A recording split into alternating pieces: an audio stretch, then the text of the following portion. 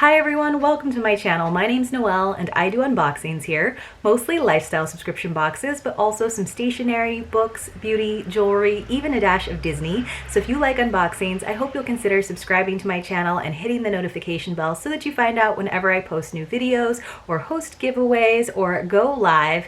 And as always, if you're already subscribed, thank you again so much for being here. I do really appreciate all of your continued support in the form of views and likes and comments. And they do continue to help my channel, even though I've hit a little rough patch right now in terms of ad revenue, but hopefully all of that gets sorted out very soon. Today though, I have my September Once Upon a Book Club adult selection to share with you. So yes, September, they did have some shipping delays in September and October, but it sounds like they're going to be back on track now because they have their own in-house shipping warehouse now. I will say they have been fantastic in terms of communicating with members and letting us know about the delays and when we can expect our boxes. And then it is also just the September box because I have taken a really long time to get through this book just because of all of the work that I've had. I started it a few weeks ago and I wasn't able to finish it until just the other day. But this way I know that if you are also part of the Once Upon a Book Club, then I won't be necessarily spoiling the novel for you. And just in case you haven't gotten around to it yet, I would suggest waiting to watch this video because there will be like elements of spoilers. I'm not going to tell you all the twists and turns, but you know, I don't want to ruin the book for you if you are still planning on reading it. Now, Once Upon a Book Club is $34.99 plus $10 in shipping. You do have to remember they're sending you some weighty items. It is a very unique reading experience though, because they really try to bring the books to life by including items, gifts they like to call them, that are from the pages of the novel. So you'll be reading along, you'll get to a little sticky note that will say open your gift, and then there will be a gift in the box with a corresponding page number, and it's usually something that sounds like it's really right out of that story. It's not just things to enhance your reading like some tea or a candle. It's really things that occur or that are used in the novel that you're reading. So it is very unique, very fun every single time. They do have a young adult subscription. They do a lot of one-time boxes. Now, if you're interested in subscribing to Once Upon a Book Club, I have two ways for you to save money. You can use the link that I'll leave below in the description box for you, and that will save you $5. Or you can use the code mauinoel10, and that will save you 10%. So it just depends on what subscription you are doing. You decide what works best for you. All right, so it does always come in a nice little pink box. I believe the young adult subscription comes in a green box. They've done some classic editions in a blue box. I most recently got their like sweet fall one-time box that came in a nice festive orange box. And hopefully I'll be getting to that book soon and sharing it with you here on the channel as well. But I do think it's kind of cute, and I usually keep all of the items, all of the gifts in this box so that I can kind of go to this little treasure trove as I move along. Now, the book for this month was jodipicoult's The Book of Two Ways. And so they do like kind of hints every month. They don't necessarily tell you exactly what the novel is, but the hints for this one rightly said that it was all about Egypt. And as some of you know, if you've been watching my channel for a while, I did have a trip planned to go to Egypt in May of this year, but obviously all of our trips were canceled, and it was a big disappointment to me because Egypt has always been a bucket list destination for me. So I just felt like it was meant to be that we had this book as one of our selections, and I was really looking forward to it. I've always just been fascinated by Egypt and Egyptology, probably since like the 8th grade when my 8th grade history teacher did a unit on it. I always thought it was really interesting. Every time I see a documentary about it, I think I saw a documentary about Hatshepsut, and it totally inspired me to write a bunch of poems when I was doing a lot of poetry. So I was really excited to read this book. It was really nice that it came as a hardback as well. Now, one of the things that they always include is a nice little quote card, which I think is a nice touch. They've definitely gonna keep doing the quote cards, but I know that they did a survey a couple of months ago because a lot of people weren't really into the paper gifts, little things that you wouldn't necessarily actually be able to use in your daily life. So I think they're moving a little bit away from the paper gifts, but they are keeping the quote cards. So this one says, "There's really no such thing as a right or wrong choice. We don't make decisions. Our decisions make us." So I don't know if I actually totally believe in that. I think that sometimes there are right and wrong decisions, but I do think that our decisions can really define who we are for sure.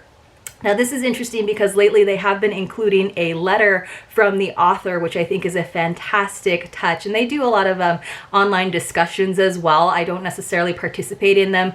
I do sometimes participate in just like kind of going back and forth with people on Facebook when it is time to have that discussion. I need to do that, but so far it's never like synced up with when I've actually gotten around to reading the book and when those discussion sessions are. But this time they actually put the letter from the author on the back of the quote card, which I thought was really nice because then you can hold on to it and kind of just keep it tucked in the book, especially if you decide to re-gift this book to someone else and share that experience. I thought that was nice. So I'm just going to go ahead and read maybe part or all of this. It says, "Dear reader, I think right now we're all considering what an alternative life might look like, namely one that doesn't involve a pandemic. My new novel, The Book of Two Ways, began as a question. Who would you be if you aren't who you are now? What if your life had taken a different turn? For all of us, there's something or someone who got away. What if you had the chance for a do-over?" So I'm always fascinated by those kind of sliding doors storylines, and she does a lot of interesting things here in terms of timelines in this book, and I think for the most part it's pretty well done. It says, "Years ago, my eldest son Kyle, a Yale Egyptology major, was reading an ancient text called The Book of Two Ways. Without knowing anything about it, I said, that's a great title for a book. Then I learned that it is part of the coffin texts, a series of spells found in the coffins of nobles in the Middle Kingdom of Egypt, which gave the deceased the knowledge they needed to get to the afterlife. The Book of Two Ways is special because it's the first known map of the afterlife with two potential routes, water or land." And that is kind of how she divides the two storylines or timelines in the book. It's water or land. It's at the beginning of each chapter that lead to the same spot. I decided to create a novel around this metaphor following a woman, Dawn Edelstein, who suffers a near-death experience when her plane goes down. But when her life flashes before her eyes, instead of seeing her husband and her daughter and her work as a death doula, she envisions what she left behind 15 years earlier, a career in Egyptology and another man she loved. When she survives the crash, she is at a crossroads and, like many of us, decides to revisit and reevaluate her past decisions. I'm known for doing a ton of research, and this book was no different, taking me from the tombs of Middle Egypt to the bedsides of those in hospice and the professionals who care for them. I realized we have been asking the same question for the past 4,000 years.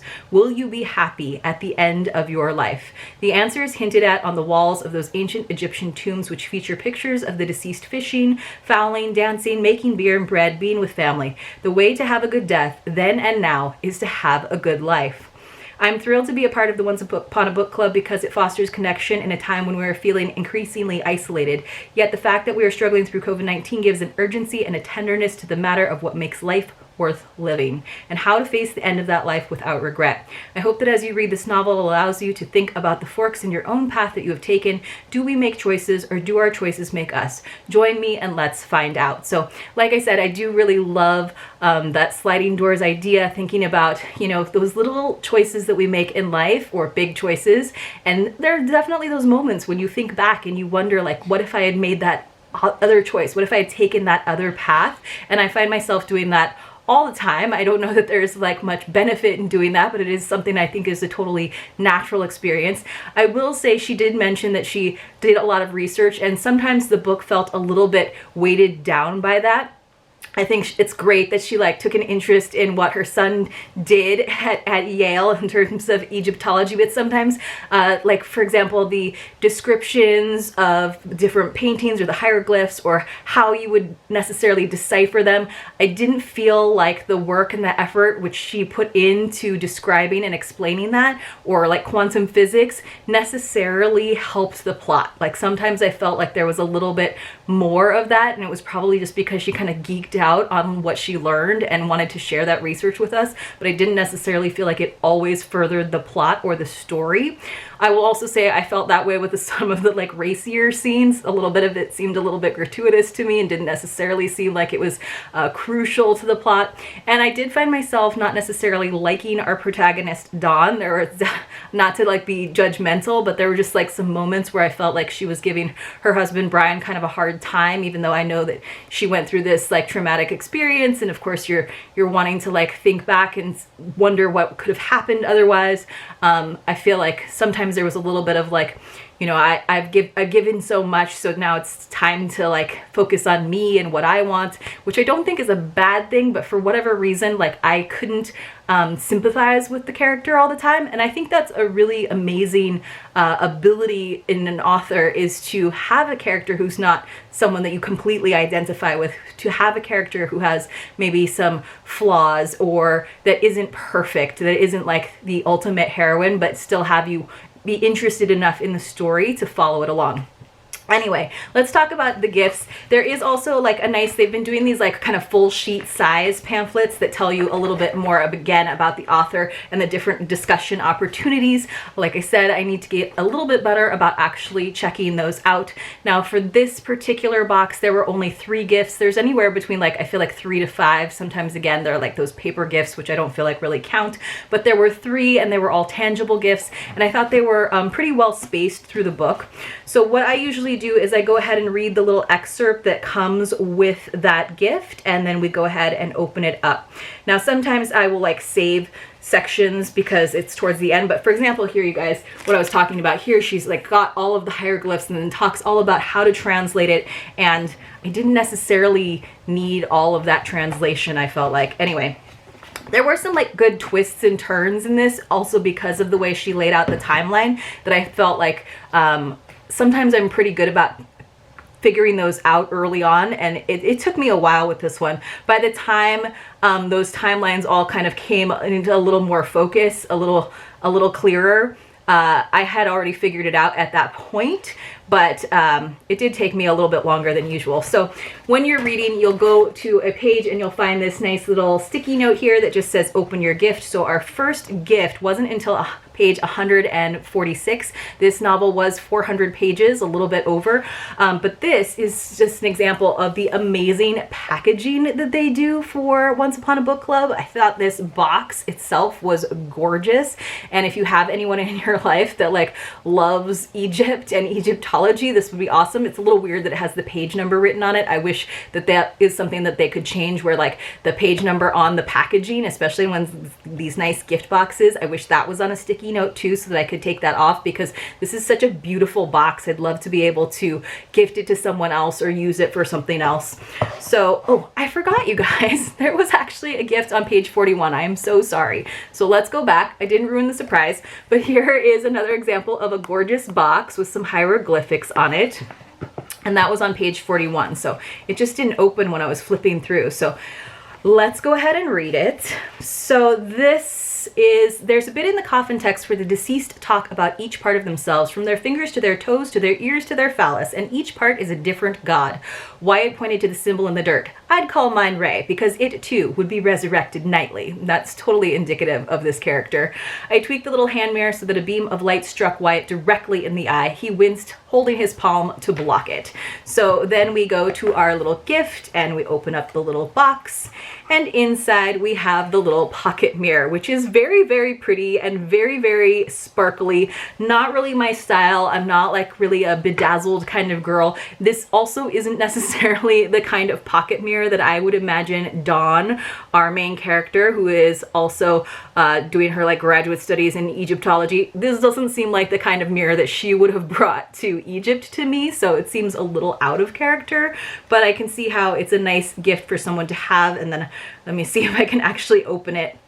I don't know if I did. So it's actually mirrored on both sides, but you can see it definitely is reflective if you were trying to shine some light on something. But it is really nice, and you could definitely re-gift it. Again, I wish it didn't say page 41 on it, and it might be a little bit easier for me to re-gift it out of context. All right, let's go on to that page 146. I probably got your interest up by showing you that gorgeous box.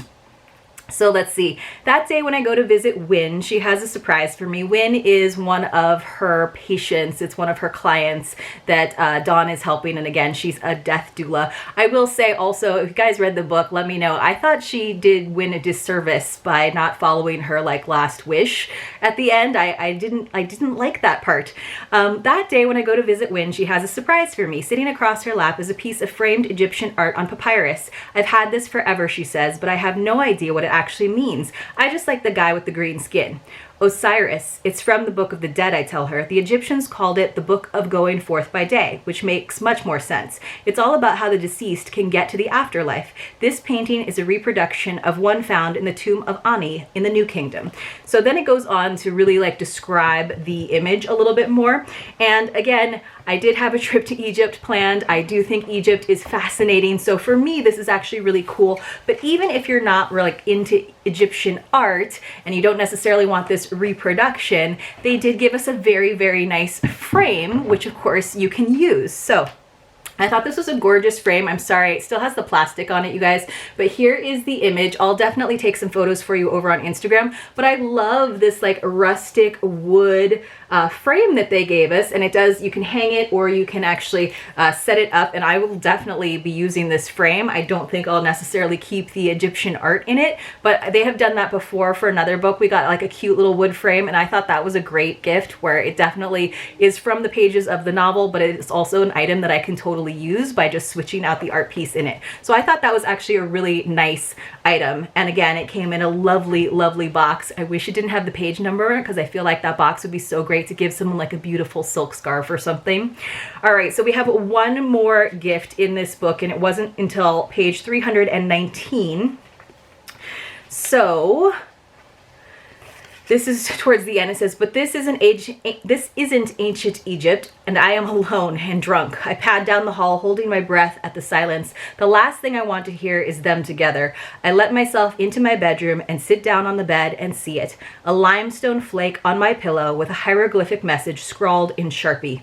And then it says, Nehedyet, forever and ever, and it actually has the image of the hieroglyphic and the translation below. And so I was very intrigued when I first opened the box. I didn't cheat or look at any of the gifts, but this velvety pouch is so soft, and I just thought this color was like so rich. So this was the gift that I was super duper excited to open. So it was very interesting because when I read that passage, I was like, I'm guessing we're gonna get like the little limestone glyph, and we did. So let me just pull that out. So this is kind of cute, and I like that. It's small. This is like one of those things where I don't know what I would ever do with it, but I don't mind receiving it. But it's cute. Like if you wanted to like keep it on your desk or something, or again, if you have someone who's really into Egyptology.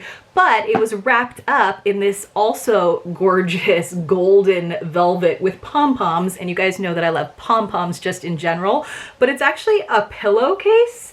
So this actually kind of goes with some of the stuff that I have in my house color-wise, because I like bright tiki colors to kind of offset a lot of the like dark furniture that we have. It has a little zipper. It's an 18 by 18 pillow. It says her pillowcase and his limestone flake, which is interesting to me because again, I think this is a nice item. It's a little bright. I feel like it's not like a neutral thing that's going to work in everybody's household, especially with the like kind of funny pom-poms.